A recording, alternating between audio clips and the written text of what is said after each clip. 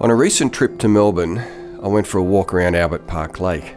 I was most intrigued to see the black swans here and the collars that they're wearing. Now, I didn't know that this program was going on, and the first one I saw was at a bit of a distance, and I thought maybe a swan had got its head caught in a stubby cooler or something.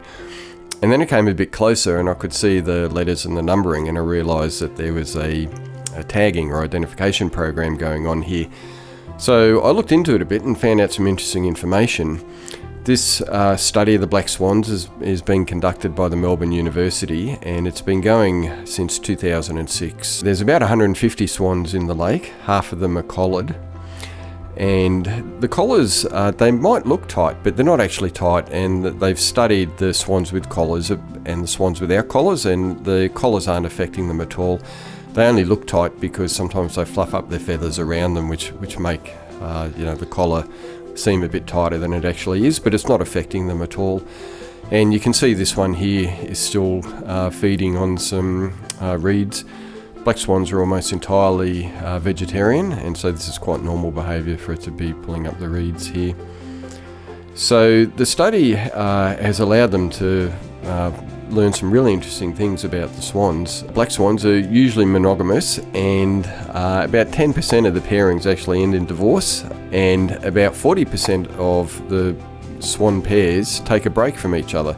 So they might go away for 2 or 3 months. Some could fly away almost up to 40 kilometres away. And interestingly, they also found that the most successful pairs do the same thing at the same time, or synchronise their behaviour 60 to 70% of the time. And so that's feeding and preening and other behaviours like that. So there might be a good message in that for us, maybe, for us human beings. But they did find, interestingly, that there are still affairs that go on, and about 15% of the chicks, or almost 1 in 6, are born to extra partner coupling or affairs.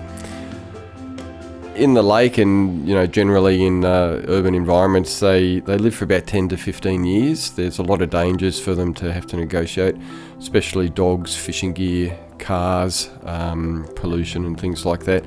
And in a zoo, though, they'll live for about 30 to 40 years.